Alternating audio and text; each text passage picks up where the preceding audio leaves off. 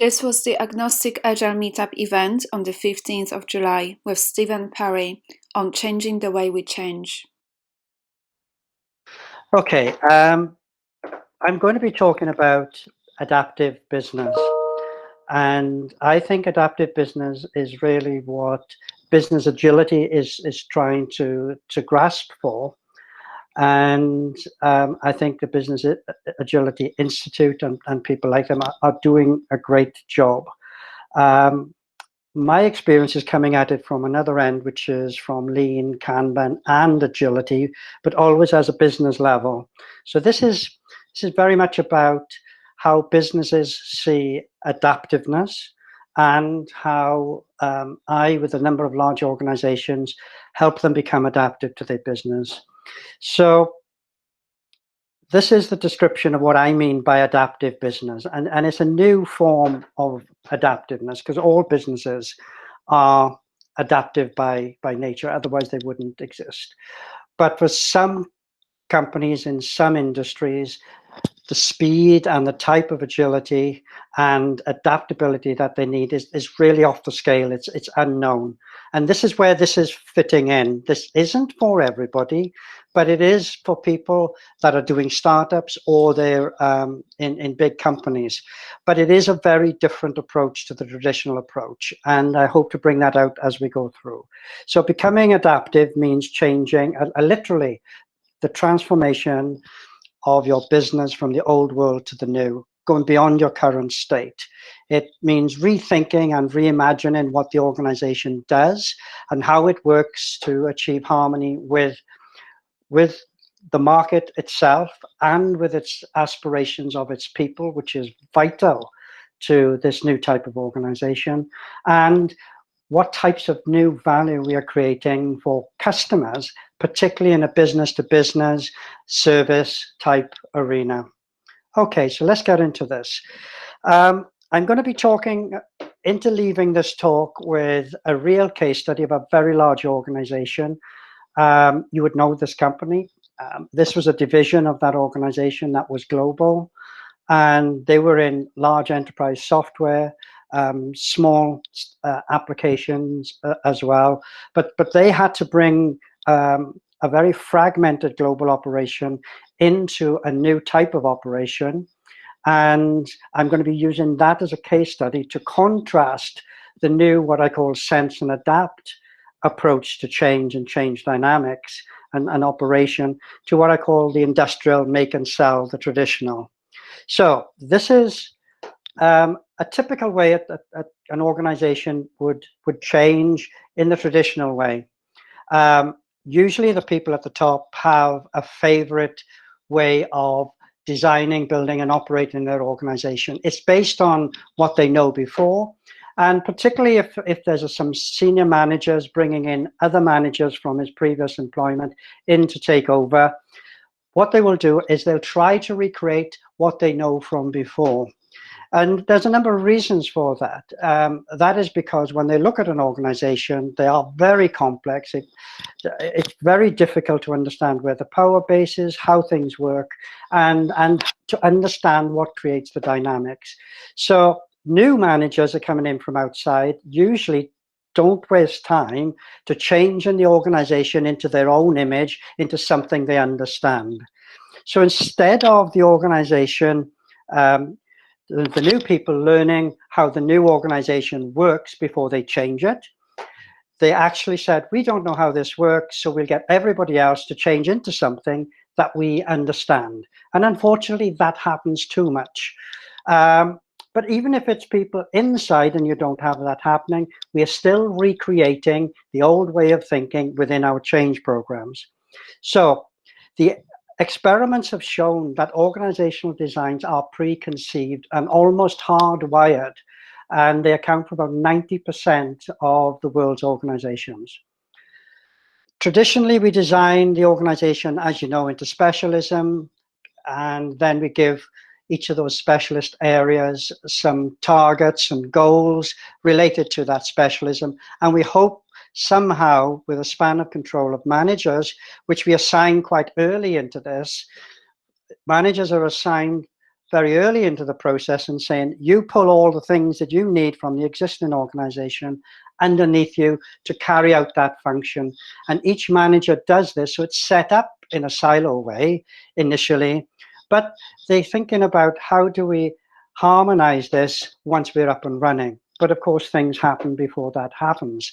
So managers are assigned, and then they evaluate all the staff. They know the good guys, there's talent, and they're doing some horse trading between them, saying, well, I'll have Joe if you have Michael and James, and I'll have Muriel, and it's horse trading because it's usually done pretty fast, and the staff usually don't have any choice in this.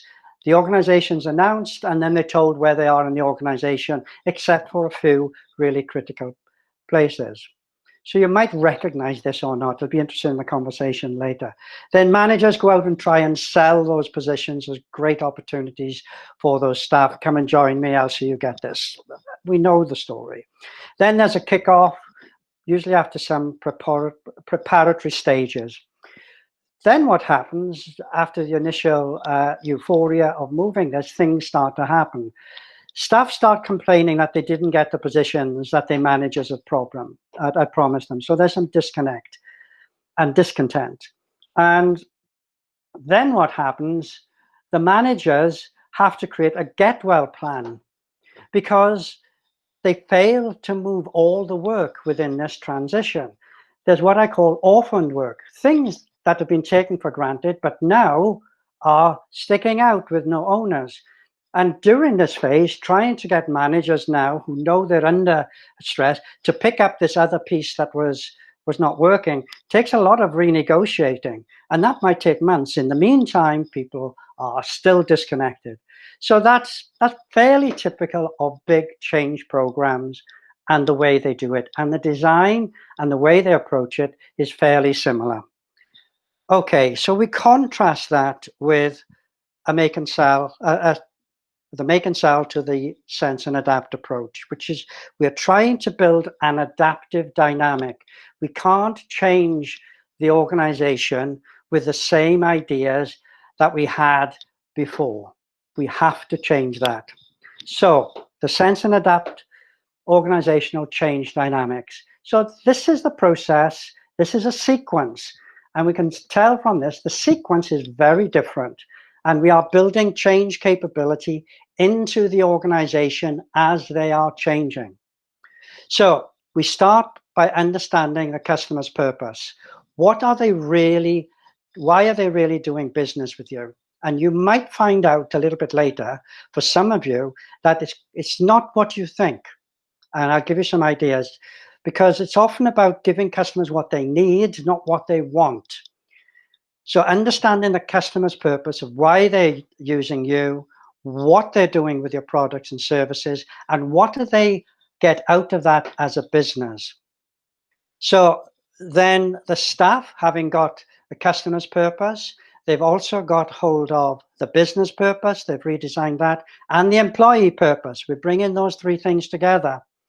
They can use Agile, Lean, Kanban, whatever method that they like. It doesn't matter. I prefer thinking about these sorts of methods as I'm much more focused on its function than the form it takes.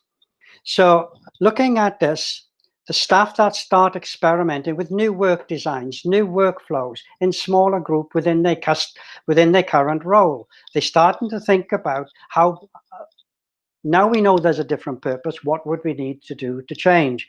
So this experimentation is going on throughout the business, and it's controlled. Then we need to relentlessly focus on delivering to the customer's purpose, the employee's purpose, and the business purpose. There are three stakeholders.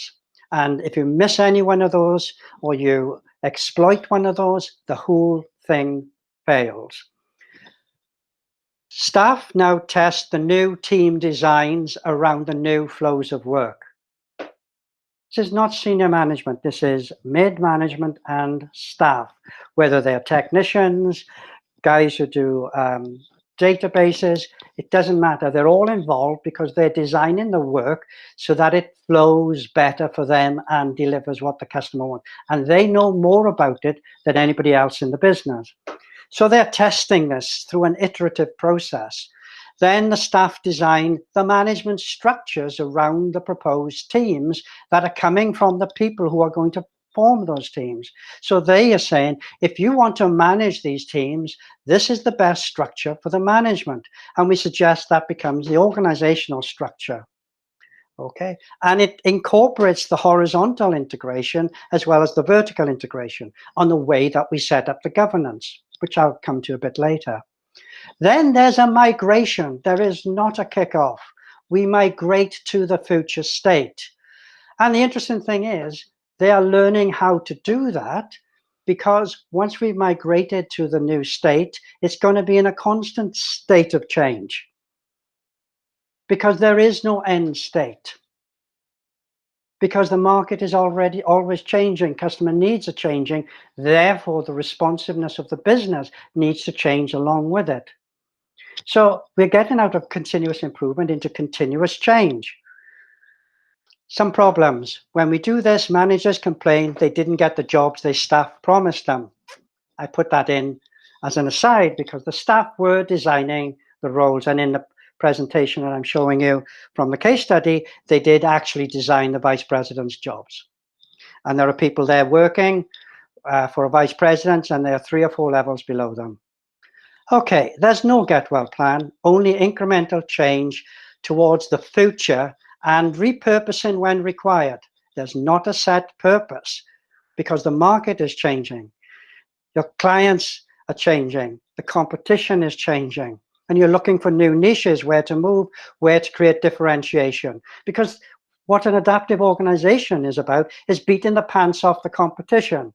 Because when you do that, you create wealth for your customers, the business, and more importantly, for your staff who now have a secure job, long-term, the business gets long-term profitability, and customers get more than they bargain for in terms of value to differentiate them in the marketplace. So we can see just the change approach itself is almost like a case study of how they run the organization day to day, except when I'm looking at a change program, that pulls it out completely. But in the day to day, it's still the same. And this focuses on that. So let's get on to the case study.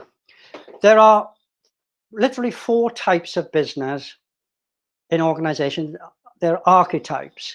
And the way to think about this, there are 2 of them, which are this industrial model, and there are 2 that are highly adaptive. There are others in between, and there are various hybrids. And we can talk about that another time about how to manage that. But let's have a look at the industrial work climates. What does it feel like to work here is a work climate. It's the thinking, feelings, and perceptions of how things are done around here, how all these complexities fit into how it makes me feel. And it makes me feel like I'm in an industrial model or an adaptive model. And this work climate becomes paramount later in this presentation. So let's just look at 3 of these characteristics. I've chosen 3 out of a number, simply for time. There's the leadership style. Okay, here are the different types of leader. We have command and control represented by a bus for mass production because it's one size fits all, lots of batch and queue. Everybody is locked down into their particular jobs. Then mass customization is a little bit like mass production, but there are more options. You can have more toppings, or customer engagement is a little better, but really it's just a mass production with more variety. That's mass customization. Then we move into sense and respond. These are where you got networked people, and I don't mean networked organizations, where people know their network. And then they use networked intelligence to figure out what they're doing. They don't work in their box. They don't think outside the box. They work outside the box. The jobs are designed in a way that they can go anywhere to find whoever it is that is needed to work on that problem. So the networked specialism is about getting those right people to solve problems at the right level of the organization. Right up to sense and adapt. And sense and adapt, this is where information and knowledge is flowing like fluid through the hierarchy and the end-to-end business. It's what I call intelligence fluidity. And this is the top. It just manifests itself because people know what they're doing. There's a common purpose, and there's no hierarchy other than there's a line manager. So talking about managers, what is the management focus in this? Well, in the mass production, management focuses on staff utilization. I need you working as much as you can all the time. And I'll try and make it more efficient. And then you've got a bit more spare time. And then I'll give you more work. So the utilization levels are somewhere in the 90 or even 100% of your staff. There's no room for improvement in that. It's usually massively overburdened because we are exercising and sweating the staff assets. And that leads to work intensification with a focus of cost reduction. Then we move up to mass customization. It's about cost efficiency. It's about variety. And now we go one step further than work intensification. We say, well, what if we bring this silo with this silo and push them together with some of that free space? And we get task intensification alongside work intensification. Where is the room for collaboration in that? All you get out of that is more and more busy, bang, bang work and being overloaded. Moving into network specialism. Management focus is looking at people who are generating knowledge and capturing it and reusing it. And it's not about cost, it's about effectiveness and then driving the costs down. Whereas the other two were about driving the cost down and then getting effective later, if ever. Right up to the top end, new products, creativity, co-creation of value, and we are deeply in the world of the customer. And we are, if we are delivering services to the customer, such as IT infrastructure, we are looking at how that manifests itself in the customer's business to help the customer do whatever they do in their business.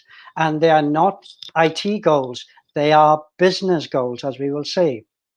Now, why do companies choose one of these? Well, from our research, there's one really big reason, and we can see it on here. It's the competitive basis. What is the competitive basis that we are running our business on? And this seems to have stopped. Okay, let me just, there we are. What's the competitive basis? Well, the mass producers work on high volume, low margins, economies of scale. You know that. So what does that do for the way that you design the silos, the performance measures, and all of that? Because the focus and the competitive basis decides how you're going to run the business. Going up to customization, low margins, value-added choices, low cost. Then we move up into the adaptive. This is where we have more in-depth specialties with these expert networks that are freed so that we get this networking fluidity. Not, as I say, the networked organization, because that networked organization is not the silver bullet everybody thinks it is. In fact, it can really screw up your business if you don't know what you're doing. Right up to trusted advisor, integration, customer outcomes. Now, how you make money in those areas is completely different. What you're converting into value is the intelligence and the ingenuity of staff, whereas the others are looking at just bodies to produce and just produce as much as they can, as cheap as they can in the quickest time, very often leading to cheaper, neater, faster waste. So I'm rushing through this because I know I'm behind on time, but we go on to this. So I want to talk about the sense and adapt model dynamics. This is really simple as a dynamics because the dynamic works at a business level of how it all works together. And you can detect this. And humans are really good at perceiving these dynamics. So we're about engaging and deeply understanding customers, really, really, not at the surface layer. If you're negotiating with a customer, it's about IT or products and services or software. It is not just about, does that meet the specification? What we're understanding is, what does it do for your business? Are you trying to increase market share? Okay, then that's what I would test my product and service against, not what the specification does, because anybody can meet the specification, but not everybody can make their customers really differentiate themselves in the business. So we can see this is a new form of deeply understanding. Then learning and sharing. What are we learning about the customer's world and the market? And who is doing that? Well, it is the staff right up to the senior management. They're all doing that. They're bringing what I call customer intelligence in, market intelligence, understanding what the opportunities are for this. If we remove this waste, we can now deliver this. And then we start thinking about, well, do we want to do that? This sense and adapt is not command and comply. Sensing and adapting, between that is does this make sense for us as a business? And that's why they're leading and choosing. But again, it's lower down in the organization. And then we can either improve or adapt the business. And adaptation is now continuous, because something is happening in all of those phases at the same time. So let me just summarize that. Engaging and understanding. We are using methods to deeply engage with our customers to understand and quantify their needs and their customer purpose, why they're in business and what are their business objectives. Because the good sense and adapt business will acquire their business goals. Not, did I meet the specification? Learning and sharing. We are collecting information about the market segmentation. How are we delivering? Are we delivering value? Or are we delivering a load of waste alongside it? How do we share information between managers, department, and leaders? Do you even get to see the leader half the time? Are we getting fit for purpose outcomes against our purpose statement? Then we need to enable mid-management staff to make decisions on how to choose which areas to collaborate on across the business, and all to how do we serve the customer better. Not did we meet the internal SLAs, because the customer doesn't care about your internal SLAs. Enable mid-management to improve and innovate and change the day-to-day work activities to better serve customers. Customers, relentless customer. What we have around that is the way that you work like that creates this work climate. And this becomes important now for the rest of this conversation. I'm going to dive into the presentation of an actual case study. And I'm going to show how something like 1,800 people had a big conversation with some people that had been trained to have the conversations about what makes their organization works and what doesn't work. This was the spaghetti monster picture. There was a group of people that said, this is our business, it's global. How do customers engage with us? How many layers are between us and the customer? How do we know? We're just producing this stuff. We're putting things up on the network. We've got uptimes. We've got all of this stuff. We're looking at applications. We're fixing them really well when they go down. We are modifying them when the customer's got problems. But can anybody understand this? And nobody does. Because this is what happens to the silos. The complexity goes into the gaps between the silos. And people don't know what those gaps anymore. So this was a team. It was a worldwide team. They were brought together by this organization, and they had a task to do, which was integrate this global operation that had separate regional managers to create a global business, but to do something very, very different. So this was the team. There's people from Japan, India, the USA, Germany, France. There's a whole bunch of them. And we were going through this process, as we say. So one of the things that we had to do is to search for the common purpose and maybe repurpose, because we didn't want to do business as usual, done better, more efficient. What we wanted to do is a very different business that will differentiate us. So that would call for a different approach. The normal approach to purpose is senior managers will go up a mountain, they'll spend a couple of days, they'll come back down, and they'll hold these tablets in their hands, expecting you to swallow them with the new purpose in them. And this is a waterfall purpose. And it's usually three purposes. We will be number one in our segment, appreciated by our customers. We look after our staff best. It's not a purpose. It's three pieces cobbled together. What this is doing is we're looking for a common purpose. We're looking for why employees work here. What makes them stay? We're looking at the customer purpose, not just why they buy their products and services, but what our products and services, but what do they do with them? As I said before, we acquire their goals. I'll give you an example of that. When I was at Fujitsu a number of years ago, we had a very large airline organization coming in wanting to outsource to us all their IT infrastructure because of low-cost airline competition and things like that. And they asked the usual questions. What's the cost per fix? You know, what's the cost per MIPS? The network availability, how it would cost all of that, and what's your first time to fix all these technical problems. And I said to the guy, I said, look, why are you asking for all of this? Like this first time fix on incidents, you asked for 70%. Why 70%? And the team looked at each other and they said, well, we were told by a consultant that should be best in class.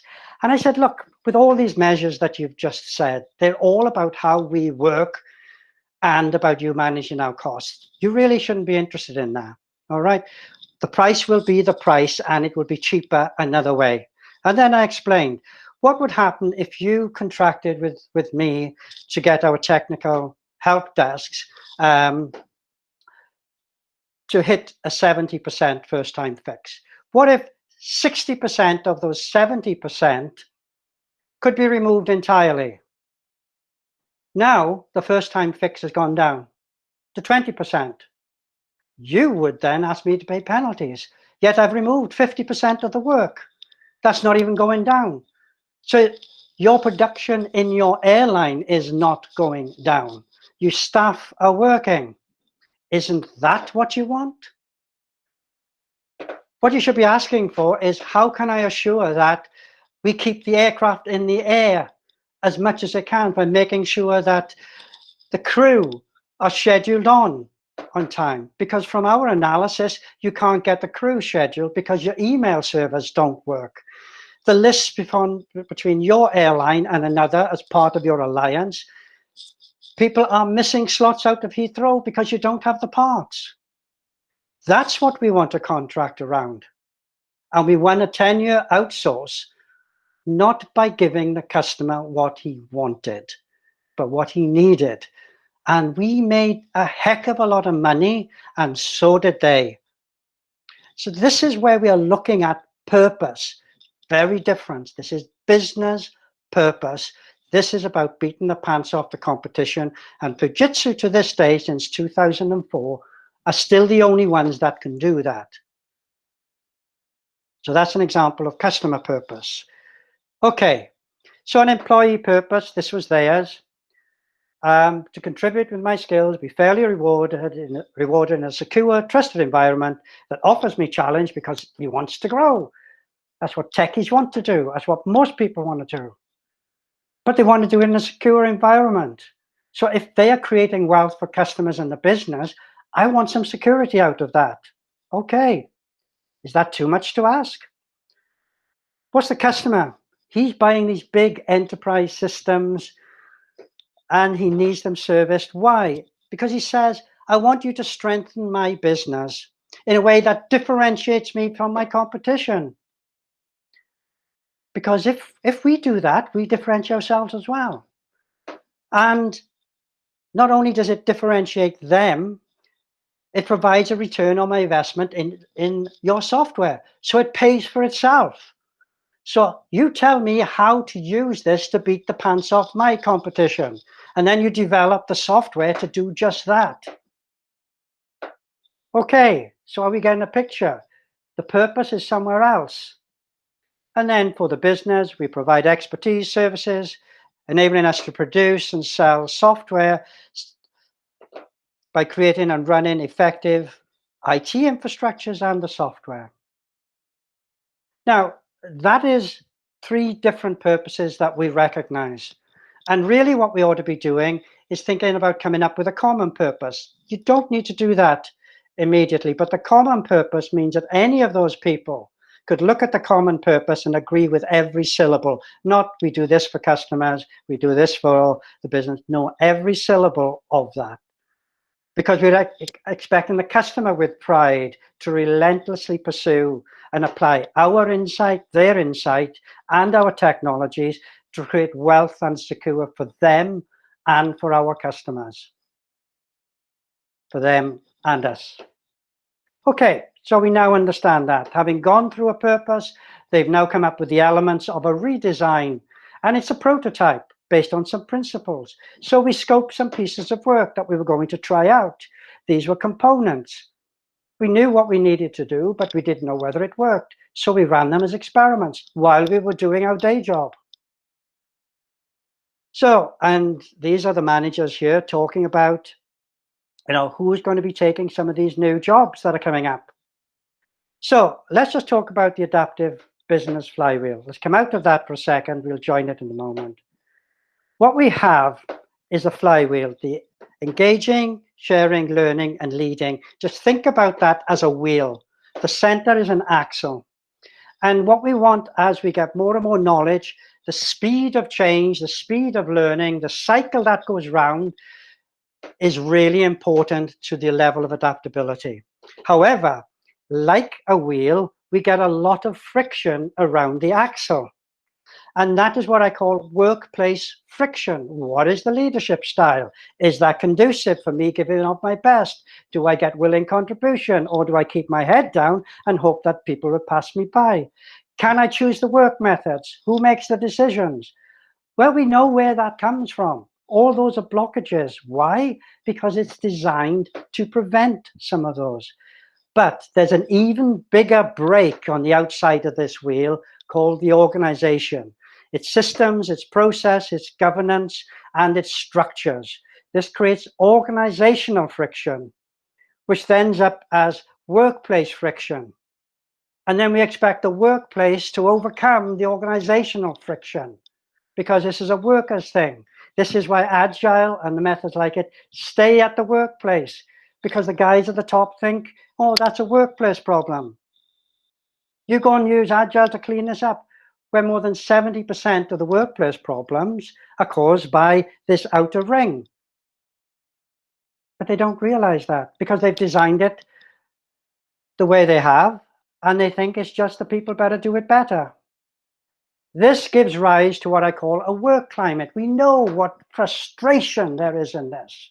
We know that we could do things, but the decision making, it takes too long, and they always decide on the bottom line, on the cost instead of the benefit and the value. Why? Because you are prevented from making a case of what the value was, because you're even disconnected from the customer. And I have one phrase, which is, the customer is your shield. If you get data and information about what your business does to your customer, both positive and negative, and then you get the data, your data is the sword. Customer's a shield, your data's a sword. And then you can have the conversation with this outer circle. This is the team. This is what they did. The business saw the model that they were creating and said, yes, go and test.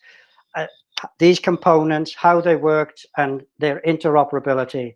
And 18 months later, they had in fact changed their organization into a different type of organization, and 1,800 people were sitting in new jobs, not top down.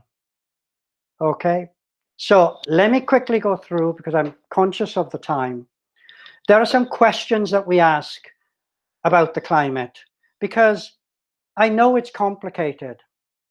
The thing to think about is we as humans integrate all that complexity into how we feel, how we perceive it. We know what those barriers are, but we can't say exactly where they are and how they're connected. But collectively, we know, we are well aware. That's what helps us decide whether things are safe or not, whether we give our best ideas or whether we keep our head down. All of this is the work climate. And we can re-engineer that to tell us what's wrong at the organizational friction level and at the work level, and put that through the lens of the purpose. So how do we do that? Well, we ask questions. And for me, this is the money slide. And if you're going back to your office, your teams, take this slide, take a screenshot of this, okay? But engaging and understanding, how much freedom do your staff have to go and talk to customers about their world? Sometimes it's just a product manager. Single point of failure. The more people you have engaging and understanding the customer's world, the more insight, ingenuity, willing contribution you would get instead of a single point of failure. So are you gathering intelligence about the customer's business? And how does that help you look at other using your products in other areas of that customer's business? Because you're only looking at delivering to one part of the value chain for them, but they are bigger. Look at how you can use those. And then you share this intelligence with the team that you're in. Right, learning and sharing. You need to have organizational understanding if you're going to have networked working outside the box. You need to know who's doing what, where to go, and build up those relationships. And then we collaborate on the big issues instead of collaborating on the busy, bang, bang stuff that nobody really cares about. Okay, do we then share the intelligence with the rest of our function, other parts of the business? And do we share it with the top and senior management? Did you know we found this out? There's an opportunity here. No, because that's usually the marketing department or product development. All this information is in your business already, but people don't know where to look for it. It's as if they're looking for gold. They're digging for gold and sweating to dig it out. And they're standing on a mountain of diamonds digging for gold because they don't recognize the value that's around them. It is crazy. Performance management. We saw the 4 styles of management.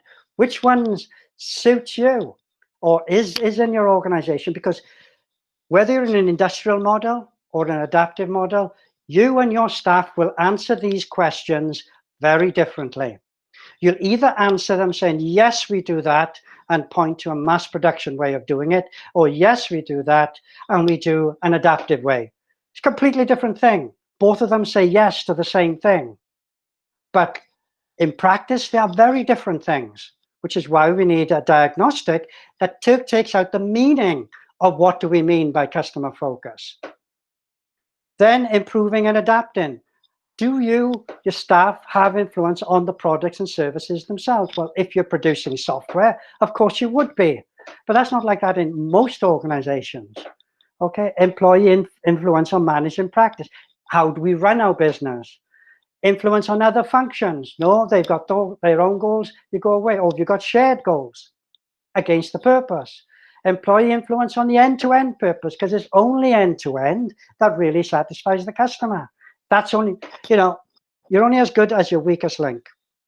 But every single business will be one of those 4 types, and they will genuinely answer thinking they are doing this correctly, when in fact there are 4 completely different ways, going from mass production, low cost, right up to customer engagement, real business outcomes, beating the pants off the competition by engaging all the wealth, knowledge, and creativity of your staff.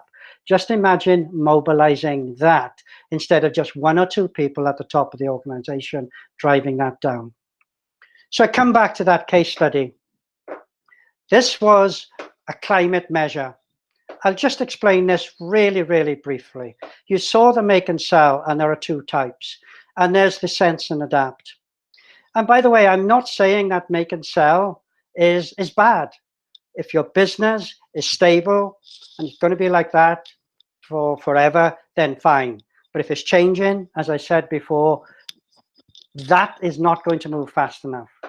That speed of adaptability is not going to survive for those where the business is changing.